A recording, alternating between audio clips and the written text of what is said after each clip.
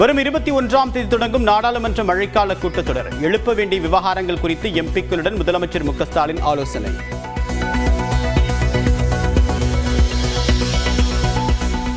தவேகாவுடன் அதிமுக கூட்டணி பேச்சுவார்த்தை நடத்துகிறதா என்பதற்கு மறுப்பு தெரிவிக்காத எடப்பாடி பழனிசாமி. தேர்தல் உத்திகளை வெளியில் கூற முடியாது என்று ஆங்கில நாளிதழுக்கு பேட்டி.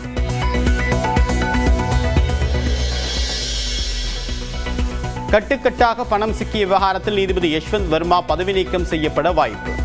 சட்ட நடவடிக்கைக்கு எதிராக உச்சநீதிமன்றத்தில் வழக்கு தொடர்ந்தார் நீதிபதி.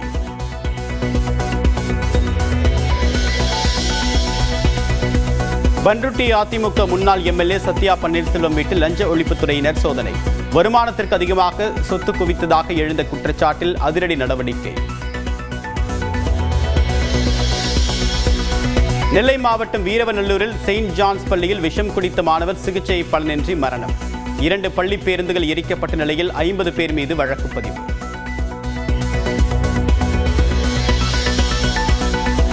மதுரையில் தனியார் பள்ளி ஆசிரியைக்கு வரதட்சணை கொடுமை என்று புகார். காவலர்களாக உள்ள கணவன் மற்றும் மாமனார் உட்பட 4 பேர் மீது வழக்கு.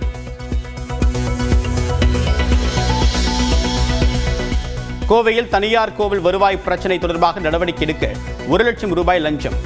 இந்து சமய அறநிலைத்துறை உதவி ஆணையர் கைது.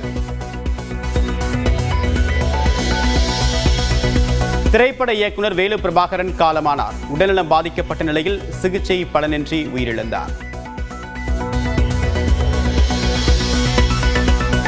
சென்னை, செங்கல்பட்டு, காஞ்சிபுரம் உட்பட 10 மாவட்டங்களில் இன்று கனமழைக்கு வாய்ப்பு. தேனி, திண்டுக்கல், ராணிப்பேட்டை மாவட்டங்களிலும் இன்று கனமழை பெய்யக்கூடும் என கணிப்பு. ராஜஸ்தானின் அஜ்மீரில் கனமழையை அடுத்து வெள்ளக்காடான சாலைகள். மருத்துவமனைக்குள் மழைநீர் புகுந்ததால் நோயாளிகள் தவிப்பு.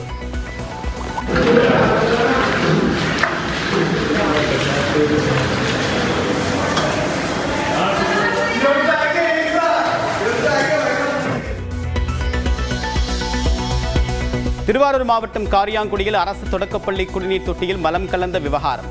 3 பேரை கைது செய்த காவலர்கள்.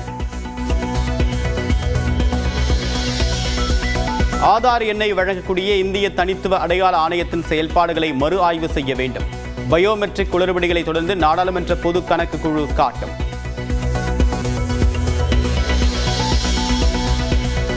பீகாரில் பரோலில் வந்த கைதியை மருத்துவமனைக்குள் புகுந்து துப்பாக்கியால் சுட்டுக் கொன்ற கும்பல். பழிக்கு பழியாக நடந்ததா என்று காவல்துறையினர் விசாரணை.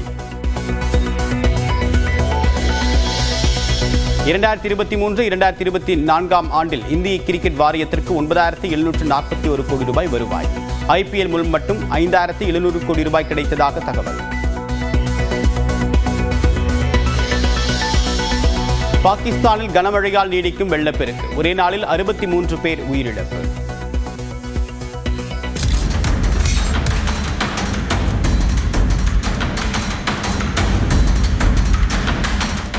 மயிலாடுதுறையில் கடந்த 9 மாதங்களில் 1,200க்கும் மேற்பட்டோர் மீது வழக்கு பதிவு செய்து சுமார் 700 பேரை கைது செய்து அதிரடி காட்டிய டிஎஸ்பி சுந்தரேசன் நடந்தே பணிக்கு சென்றதற்கு மாவட்ட காவல்துறையின் பழிவாங்கும் நடவடிக்கைதான் காரணம் என புகார் எழுந்துள்ளது. மாநில மனித உரிமை ஆணையத்தின் டிஎஸ்பி ஆகியிருந்த சுந்தரேசன் காஞ்சிபுரத்தில் ஓய்வு பெற்ற காவல் ஆய்வாளர் கொலை வழக்கு, பகுஜன் சமாஜ் மாநில தலைவர் ஆம்ஸ்ட்ராங் கொலை வழக்கு தொடர்பான என்கவுண்டர்களில் விசாரணை அதிகாரியாக இருந்து காவல்துறையின் தவறுகளை சுட்டிக்காட்டி வந்ததாக கூறப்படுகிறது. இதனையடுத்து கடந்த நவம்பர் மாதத்தில் மயிலாடுதுறை மதுவிலக்கு அமலாக்க பிரிவு டிஎஸ்பியாக மாற்றப்பட்ட நிலையில் சாராயம் விற்பனை செய்வோர், மது கடத்துவோர் மீது பாரபட்சமின்றி நடவடிக்கை எடுத்து வந்ததாக கூறப்படுகிறது.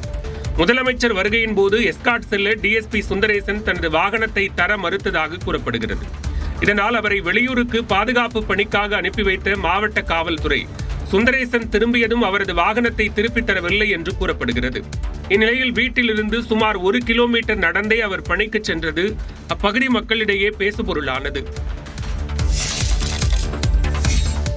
காவல்துறை அலுவலக வாகனத்தை பறித்ததால் மயிலாடுதுறை மதுவிலக்கு அமலாக்கப் பிரிவு டிஎஸ்பி நடந்து சென்றது சர்ச்சையான நிலையில் உயரதிகாரிகள் தன்னை டார்கெட் செய்வதாக அவர் குற்றம் சாட்டியுள்ளார். தான் நடந்து சென்றது குறித்த செய்தி வெளியான பிறகே தனது காரை திருப்பி தந்ததாகவும் சுந்தரேசன் கூறியிருக்கிறார். 2 உயர் அதிகாரிகள், 1 உளவு பிரிவு அதிகாரி IG Thiru Senthilvel IPS, other 1 officer ADGP Law and Order Davidson, David ஆசீர்வாதம் எல்லாம் நமக்குள்ள பெருசாக்குறீங்க. இதெல்லாம் அப்படியே போங்க, அப்படியே போங்க, உங்களுக்கு ஒன்றும் பிரச்சனை பண்ண மாட்டாங்க. என்ன பயமுறுத்தி காட்டுறீங்களா? இதனிடையே டிஎஸ்பி சுந்தரேசன் கூறிய பகிரங்க குற்றச்சாட்டுகள் அனைத்தும் தவறானவை என்று எஸ்பி ஸ்டாலின் பதிலளித்திருக்கிறார். அவர் அந்த குற்றச்சாட்டு வைக்கிறது சார். என்ன காரணம் அப்படியே பர்சனல் காரணத்துக்காக கொடுத்தாரு. அதுக்கப்புறம் அவரே நாங்களும் அது எல்லாமே என்ன முறையான நடவடிக்கைகள் எடுக்கப்பட்டு வந்தது. டிஎஸ்பி சுந்தரேசனுக்கு எந்த அதிகாரியும் அழுத்தம் தரவில்லை என்றும் அவர் விளக்கம் தந்துள்ளார். காவல்துறை உயரதிகாரிகள் மீது பகிரங்க குற்றச்சாட்டுகளை முன்வைத்த மயிலாடுதுறை மதுவிலக்கு டிஎஸ்பி சுந்தரேசன் கடந்த காலங்களில் பல்வேறு குற்றங்களில் ஈடுபட்டு அதற்கு துறை ரீதியான நடவடிக்கைகளுக்கு ஆளான தகவல் வெளியாகியுள்ளது. கடந்த 2005, 2006 ஆண்டுகளில் நந்தம்பாக்கம் காவல் நிலையத்தில் பணியாற்றிய போது வழக்கு கோப்புகளை முறையற்ற நிலையில் வைத்திருந்ததற்காக 3 ஆண்டுகளுக்கு அவருக்கு ஊதிய உயர்வு நிறுத்தி வைக்கப்பட்டதாக கூறப்படுகிறது. இதேபோன்று வள்ளியூர் காவல் நிலையத்தில் பணியாற்றிய போது வழக்கு விவரங்களை மறைத்து பாஸ்போர்ட் வழங்க பரிந்துரை செய்ததால் சென்ஷர் எனப்படும் கண்டிக்கத்தக்க தண்டனை சுந்தரேசனுக்கு வழங்கப்பட்டதாக தகவல் வெளியாகியுள்ளது. 2008 ஆண்டு J2 துரைப்பாக்கம் காவல் நிலையத்தில் பணியாற்றிய போது திருட்டு சிடி விற்பனையாளரிடம் பலமுறை 40,000 ரூபாய் கையூட்டு பெற்றதாகவும் டாஸ்மாக் மேலாளர்கள் 2 பேரிடம் மாதந்தோறும் 3,000 ரூபாய் கையூட்டு பெற்றதாகவும் குற்றம் சாட்டப்பட்டுள்ளது. இக்குற்றம் நிரூபிக்கப்பட்டு 1 வருடத்திற்கு அவருக்கான ஊதிய உயர்வு நிறுத்தி வைக்கப்பட்டிருந்ததாக தகவல் வெளியாகியுள்ளது. அதே ஆண்டில் J2 காவல் நிலையத்திற்கு புகார் அளிக்க வந்த பெண்ணிடம் தவறான உறவில் இருந்தது கண்டறியப்பட்டதால் 2 வருடத்திற்கு சுந்தரேசனின் ஊதிய உயர்வு நிறுத்தி வைக்கப்பட்டதாகவும் கூறப்படுகிறது. கோவை மாநகரில் சர்ச்சைக்குரிய கருத்துக்களை பதிவிட்ட 40 பேரின் சமூக வலைதள கணக்குகளை மாநகர காவல்துறை முடக்கியுள்ளது. இதற்கான பின்னணி என்ன பார்க்கலாம் இந்த செய்தி தொகுப்பில்.